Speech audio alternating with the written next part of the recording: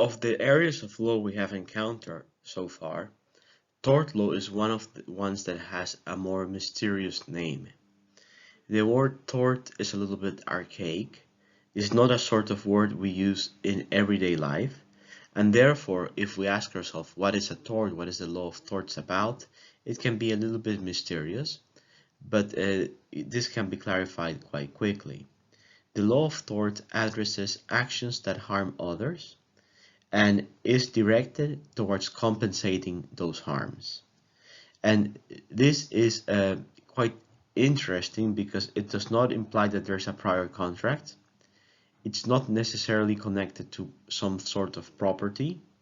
So tort is very open-ended because it tries just to redress harms, any sort of harm. And that is a very, very big universe of possible cases, right? That ranges from hitting somebody's fence with your car, throwing water at the computer, or maybe even emotional harms that may follow from spreading false information. So the universe of tort law is very, very broad. And also note that tort law, although it deals with these sorts of harms, it's directed towards compensation.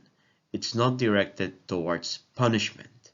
So in tort, what you get if you win the case is money to restore, to redress your harm. In criminal law, what happens to the suspect if he loses his case is that he gets some sort of punishment that in the West may range from a fine to eventually to a prison term. So in this regard, the two areas of law have a clear different orientation, even if they both deal with some sort of harmful action. Let's say one little extra thing here.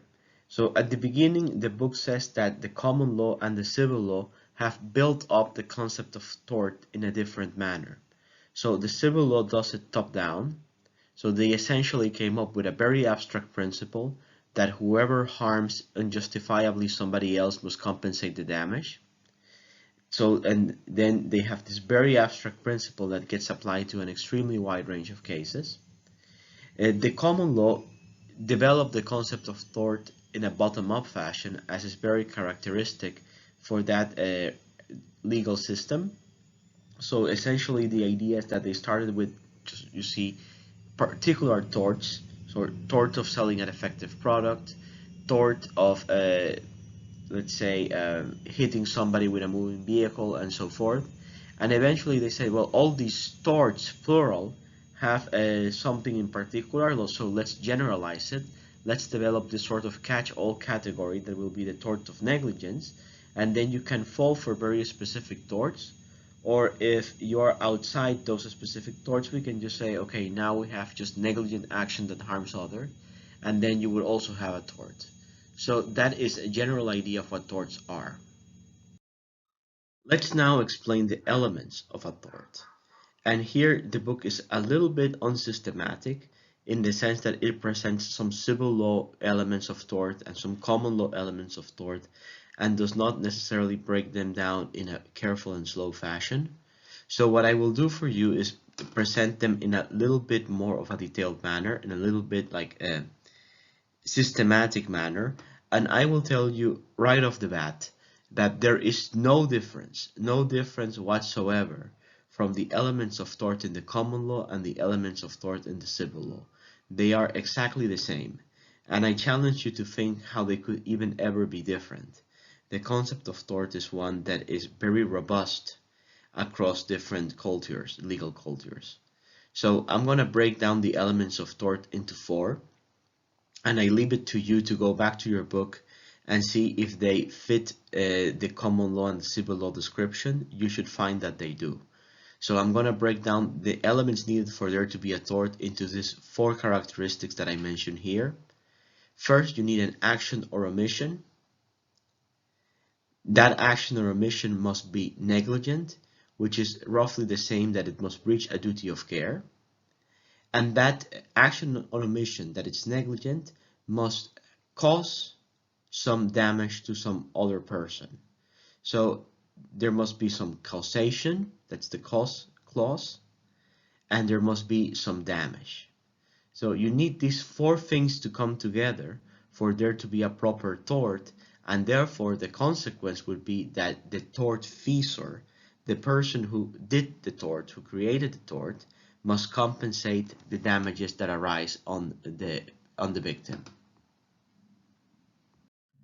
To explore systematically the elements of a tort, the best way to do so is to actually think of damaging situations where one of these elements is missing, and you will see quite immediately that there's nothing that can be done as a matter of tort law to redress the situation. So let's just start now with an example that in its outlandishness does drive a point.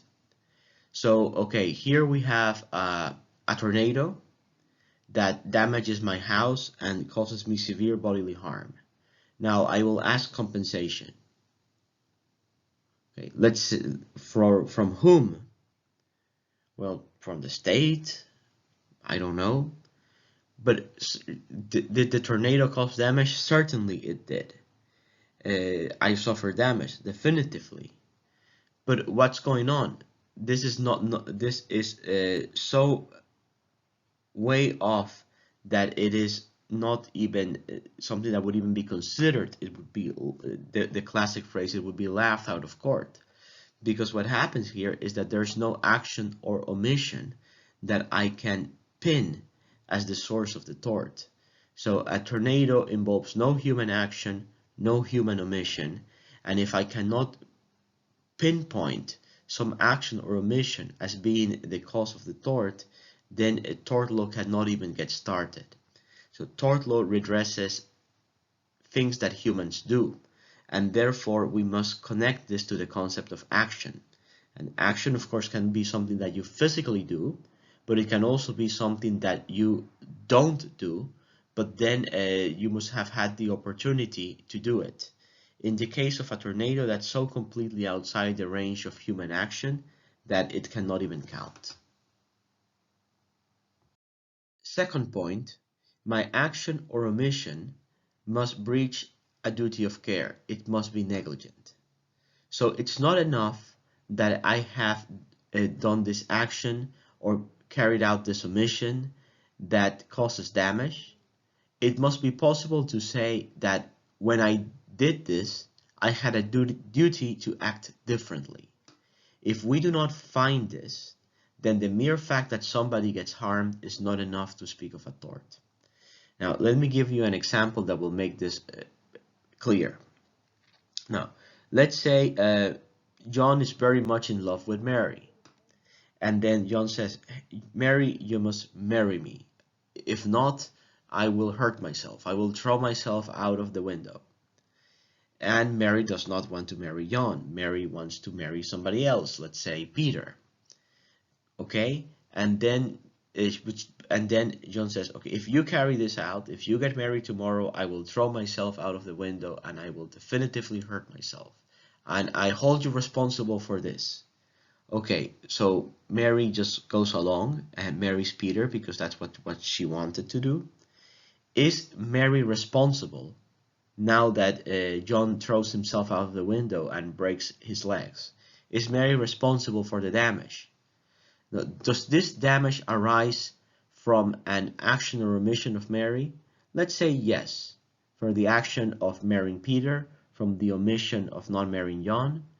Is that the cause of the damage? I would say so, yes. If you ask John, well, why did this happen? Why did you throw yourself out of the window? He may say, well, because that's what she did. Is there damage? Definitively. He has broken legs, so that's a big form of damage. But what's going on here? Why can't we say, now Mary, you pay for the hospital and the suffering of John? Why cannot we say that? The answer is that the reason is that there's no duty of care. The law creates no duty on the part of Mary to protect the psychological well-being, the psychological integrity of John. Even more, the law creates no duty on the part of Mary to marry John or to stop from marrying Peter. On the contrary, the law recognizes her as a fundamental freedom, the freedom to marry whoever she chooses. So what happens here is, if you play along with the example, is that you have the action or omission, you have the causation, and you have the damage, but still a tort does not arise because there is no duty of care. The law has not put on you a specific duty of care to that individual.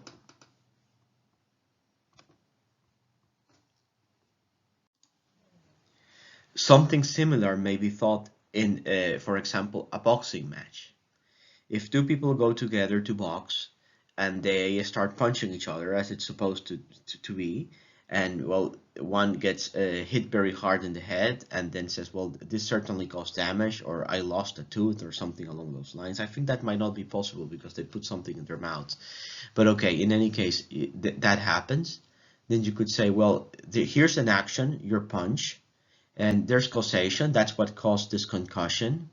And then there's the damage, my medical bill, and all the pain and suffering. But still, we do not have a tort, because as long as boxing is legal, and as long as the contender was playing by the rules, he has not breached any duty of care nor exhibited any form of negligence in just doing what he was supposed to do. So there you go for another example of how the duty of care element becomes important. Now let's go to the element of causation. The element of causation is very difficult to work with in philosophy, in science, and in law. So here we cannot go into this into an extreme amount of depth. The main idea is quite simple nonetheless. The idea is that the action or omission that was negligent and the damage must be causally connected. There must be directly connected one to the other. If this cannot be found or this cannot be proven, a tort cannot really arise. So first let me give a trivial example, and later we will give a more complicated one. So the first trivial example could be simply that you're riding a bike and you get hit by a car which is driving negligently. Not very fast, you get hit by a car that's driving negligent, but not very fast. And then you fall, you hurt yourself only superficially, you immediately get back up and start riding again. Then you make a mistake and fall through a cliff, and then you really hurt yourself. Now, in this scenario, it's pretty plain to say that however much the car did an action that was negligent, it cannot be held responsible for the damage caused by falling through the cliff because it didn't cause it. Between the car's negligent behavior and the real big damage arising, there are other events that break the causal chain. The car can say, yeah, indeed, that happened after I hit you, but that was no longer my agency. That was no longer my causation. That is no longer in my hands. It is in your hands, or at the limit, let's say, on the harms of the city authority that didn't put some sort of protective fence over the cliff, but it's no longer something that I particularly did. So that would be an example where you would have this act that's negligent and damage arises, but it does not arise as caused by the negligent act. For a more complicated example, think of the scenarios that arise in, let's say, environmental litigation or litigation over harms that are very diffuse. So let's say microwaves get introduced in 1993. By 1995, there is a big spike in the amount of cancer that people have. Some people say it could be the microwaves. It could be that the introduction of the microwaves creates an increase in cancer rates because of this form of food preparation with these microwaves, literally, that it somehow interacts negatively with the cellular organization of the body. Then you could say, well, maybe then the manufacturers of microwaves should be ordered to compensate the economic losses and the suffering of people that have cancer. But then imagine how difficult it is to prove that because the microwaves were introduced, then that's really the reason that cancer rates rose. There are so many things that could be going on here. For example, it could be just random variation, and then in our society there are so many things that change. So it's not just that microwaves were introduced, so many other things were introduced, so many other things were became less popular. So how do you pin the blame and say, oh, it's the microwaves that caused the increase in cancer? That can be extremely difficult to do, and that's a little bit more of a substantial example than the prior one, which is a little bit simple-minded for purposes of illustration. And finally, there must be damage. So if I have a negligent action, that action or omission, that is, I breach a duty of care to my action or omission, and that there's a causal impact on you, there's directly has a causal impact on you, but for reasons of good fortune, no damage arises, there can be no duty to compensate. A duty to compensate will only trigger if first we find damage. So the trivial example I gave earlier for causation, if we just stop a little bit shorter in the story, is a pretty good example for no damage also. So if a car, actually this sort of happened to me, so a car starts to drive backwards and it hits you on the bike and you fall, but you fall in a good position and actually nothing really happens to you, no significant injury. You manage to get away from the car and take your bike away. The car notices you eventually. No damage. No. Is there a tort? No, it's not. There's no tort. Of course, damage can be of many types. It does not need to be material damage. It can also be psychological pain and suffering. But if there's no psychological pain and suffering, then again, there's no damage. So this is actually one area where you can also see a difference with criminal law. So whereas for a tort, you need a harm. A harm is not enough. You need more than that. You need a breach of a duty of care for certain. But you do need a harm. It's interesting to note in contrast that there are many crimes that will get prosecuted and that will land you possibly in prison even if no actual harm manifests itself. And that's something we will talk about a little bit later. Now we need to stop a little bit in one of these four elements and consider it more in depth. This is the element of the duty of care. The other elements are sort of more intuitive, or a little bit even extra legal. What's an action, what's an omission, what's causation, what's damage. Let's say those are really extra legal concepts that belong, let's say, to the normal form of social life. But duty of care is a little bit more of a legal concept and it's a little bit more mysterious, and we have to go a little bit more in depth on it. The thing with the duty of care is that the book will only present to you in depth one approach to the duty of care, and there's at least two. So I want to actually go a little bit slower than the book here and present you both approaches in parallel. And in fact, to understand the economic approach really well, you first have to get a grip of what would be, let's say, the standard approach or the social roles approach. So duty of care. It's not enough that there's a harm. You must, in that harm arising, you must have behaved in an illegal manner. You must have broken some duty to behave carefully. You have done something that's wrong. It's not a harm by itself would not be wrong, as per the example of the boxers or per the example of John and Mary. But then, how do you know whether what you're doing is wrong? At the very beginning of this lecture, we said that there are so many ways in which a person can harm each other that they cannot be written down in the law, and that's why tort law takes a very general approach. Whoever negligently harms another and causes damage must compensate, right? So it's very general. It's no harm. You will not get a list of tort by tort, harm by harm in the law. That's not possible. And then the question is, how do we know if somebody has a duty of care? If torts are so broad and fluid, how do we know? There's two approaches to this. The first one is that actually we know it intuitively because of the social expectations that just exist in society.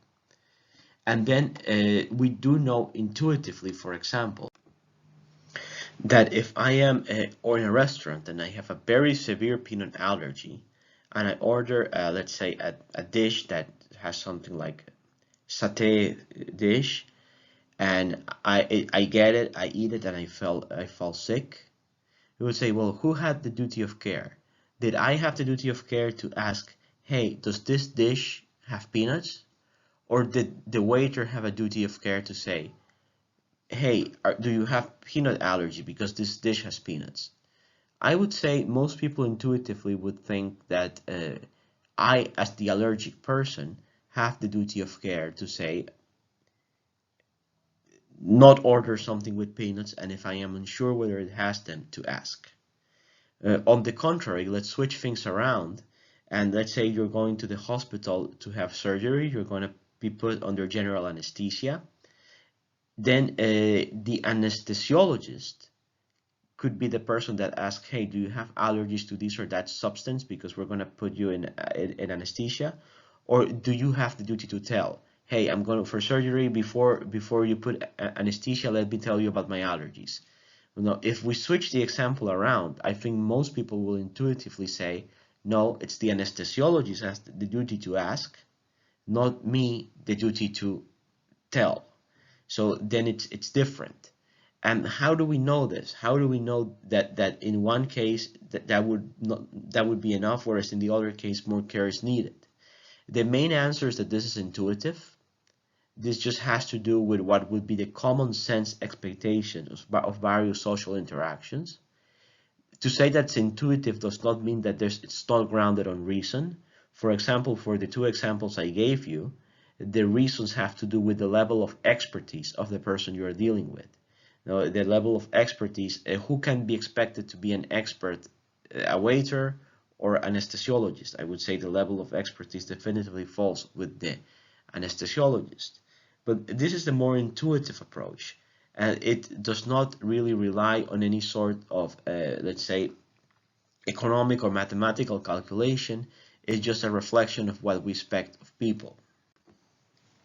But this approach can prove to be intellectually unsatisfying because of its opaqueness, and it can also prove difficult to use in situations where social expectations have not really arisen, either because they are new situations or because of the fact that they are very technical situations in nature, technical in nature, and therefore it's hard to have a feel for what will be right and what will be wrong. And then that's when we go to the economic approach, which takes a different route to identifying where duty of cares exist.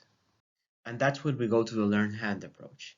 The learned hand approach essentially says that if the potential harm multiplied by the probability of its occurrence is greater than the cost of prevention, a duty of care exists. Vice versa, a duty of care does not exist. So let me give you an example of a situation where social expectations might not be clear. Let's say we have the horrible scenario. This does not happen frequently, then that's why there are not very clear social expectations on this issue. That you have a suicidal plane pilot who just puts the plane into the ground and causes the deaths of the passengers and of himself. Now, this horrible scenario does not happen frequently, so we do not have a big range of expectations about how airplane companies should deal with this situation. And then you have the question of who should bear the blame. Essentially, does the airline company have to pay compensation for the loss of life in the sense that it behaved negligently in not doing enough psychological screening to its pilots before putting them on the plane? The way the learned hand approach would do this, it will say, okay, what is the cost of the harm? And then let's say come with some number there. The cost of the harm would be, let's say, that's probably not the right cost, but surely not the right cost, but let's say the cost of the harm is 20 million. then that's multiplied by the probability of the event occurring, and then let's say the probability is 0.1. And then on the other side of the fence, you have what is the cost of the precautionary measure? What is the cost of taking action for preventing this sort of thing from happening? So what is the cost of enhanced psychological screening? And then the cost of enhanced psychological screening may be, let's say, 1 million a year. Now, assuming I'm doing the math in my head correctly, then if you multiply the 20 millions by the 0.1 probability of the event taking place, you get 2 million, and 2 million is more than the 1 million of the cost of the psychological screening. Therefore, per the Learn-Hand formula, the airline company should be seen as liable, because the cost of preventing the disaster event occurring was lesser than the cost of the disaster event actually taking place.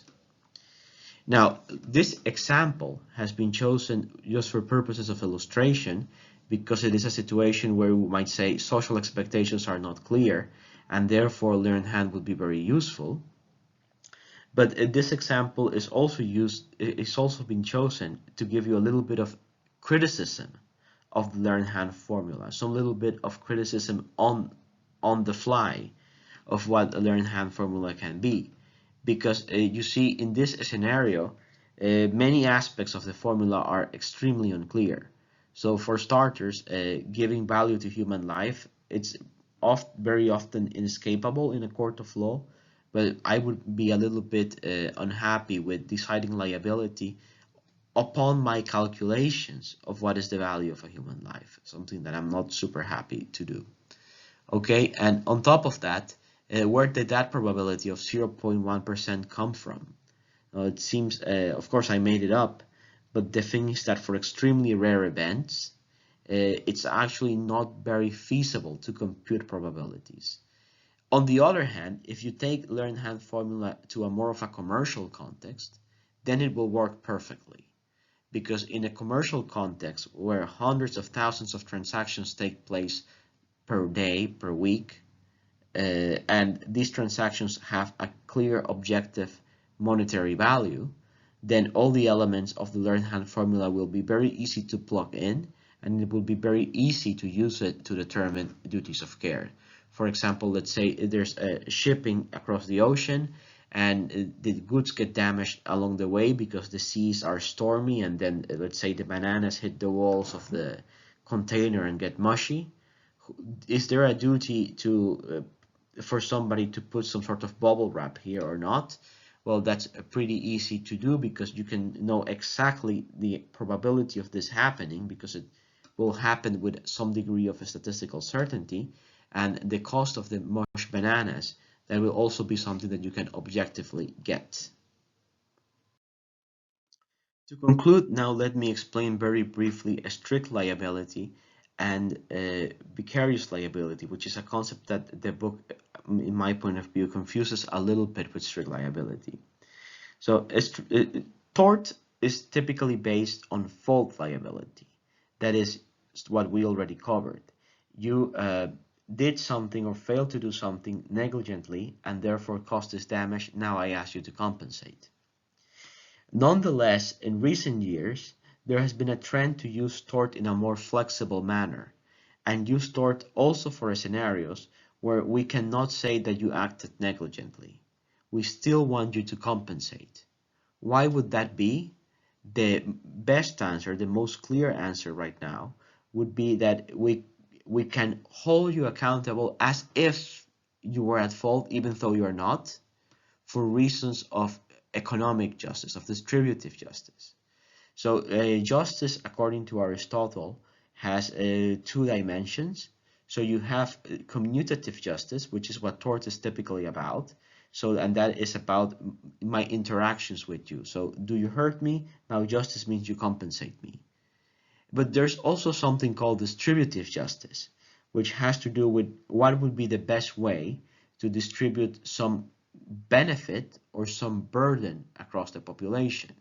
And then, for example, we may say that according to distributive justice, we should distribute food in such a way that nobody is hungry. And according to distributive justice, we should distribute risks in such a way that the strongest shoulders bear them. Now, in this framing, it's not about fault. If I say that nobody should be hungry, I'm not saying that it's your fault if you're hungry. I'm saying that it doesn't matter. And the same thing with risk. If I say that risk should fall on the strongest shoulders, I'm not saying that it should fall on your shoulder because it's your fault that you did it. I'm just saying that you're strong and society expects you to carry a heavier load. And this is the logic of a strict liability at its core. The idea that in some situations the law may say, well, I will hold you accountable as if you were to blame, even though you are not, because that is a way for me to ensure that some harms get compensated where otherwise they would not be compensated. So it's strict liability. You must see it as let's say, a disruption on this idea of commutative justice, or this idea of a strictly fault negligence tort that arises from the authority of the state that says, I'm going to go beyond this because otherwise it would not be just, but not in the sense of commutative justice, but in the sense of distributive justice. So, for example, a typical example of strict liability and of a strict liability regime may say, okay, you operate a nuclear power plant, even if you have AAA operations, if people get sick in your vicinity, you have to compensate for that. And it's not about whether it's your fault or not, because maybe technically you're operating in a AAA level, you're doing it perfectly correct. Nonetheless, we do not want people to bear the burden of getting sick, whereas you as a big company should be the one bearing that burden for reasons of distributive fairness. So a strict liability is essentially encapsulated into that idea.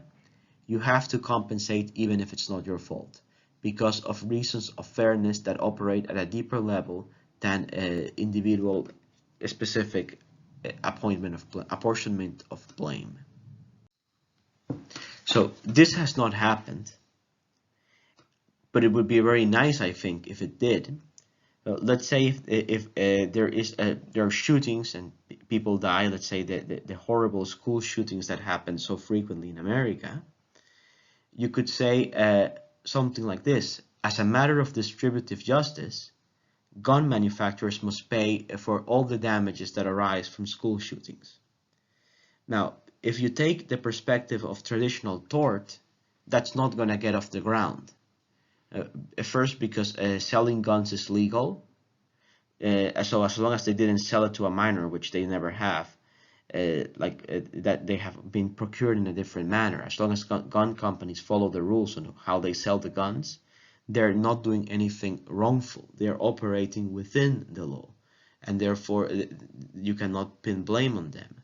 And also, let's say for a particular gun company, if you say you have to pay for this, then the company would say, well, what about causation? If this shooting had not taken place with my guns, they would have taken place with other guns, or maybe guns that are already in the market. So you cannot prove that I am the sine qua non reason that this shooting took place. So it would be very difficult to impossible to say that gun companies have fault liability for school shootings. But nonetheless, you could say, I don't care about that. On a deeper level, you should compensate this, because that is the fair way, or the more fair way, to distribute the burdens of society that revolve around this risky business of gun manufacturing. So I'm not saying that you're at fault, so technically you're not at fault, but you still have to pay. I think it would make a lot of sense in such a scenario. And now to conclude, I want to say something on vicarious liability. Now, vicarious liability is, the book presents this as a form of a strict liability, and there's a sense in which this is correct, but there's also a sense in which this is not 100% correct by my lights. So I want to nuance this a little bit. So what vicarious liability means is that you are liable for somebody else. And that's the example of parents being liable for the harms that their children cause, or employers being harmed by being liable for the harm that their employees cause. And then, for example, if my children run and break a window, who has to pay for that window? That's me. And then you could think of this as a form of a strict liability, insofar at a very superficial level, you're saying, well, hey, Gustavo, you have to pay for this broken window, even though, of course, it's not your fault. You didn't do it, but I'm still going to ask you to pay for it. Nonetheless, at a deeper level, you could think of this as a still being fault liability, because the form of fault that manifests itself here is traditionally called culpa in contrayendo or culpa in vigilando, which means essentially you are guilty, not guilty, you're liable. Literal translation is not appropriate here. You are liable insofar you did not supervise correctly. You are liable insofar you did not contract correctly. And for example, then if I have an employee who makes in my, let's say I have a restaurant, and I have an employee that does not properly cook the chicken, and then my customers get sick, then yes, I have to pay for that, even though those are the actions of my employee. Even though I said to him, cook the chicken properly, still I have to pay for it, because but typically the law will say, oh, but that is because you did not supervise correctly, hence culpa in vigilando. You are not directly liable for having undercooked the chicken, but you're liable for not having paid sufficient control or sufficient supervision of your employees or of your children. And it is in that light that the harms of other people, that the torts of other people are pinned on you.